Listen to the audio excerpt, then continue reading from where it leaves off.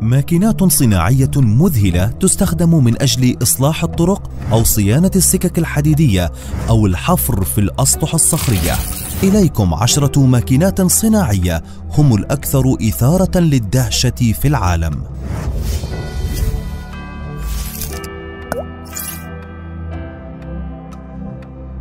رقم 10: قاطعة الإسفلت. تستخدم هذه الماكينة من أجل قطع الإسفلت بشكل دقيق ثم إصلاح الأجزاء التي تضررت.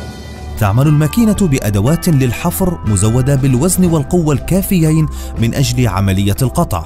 يبلغ حجم رأس الماكينة 45 سنتيمتر ووزنها أكثر من 100 كيلوغرام.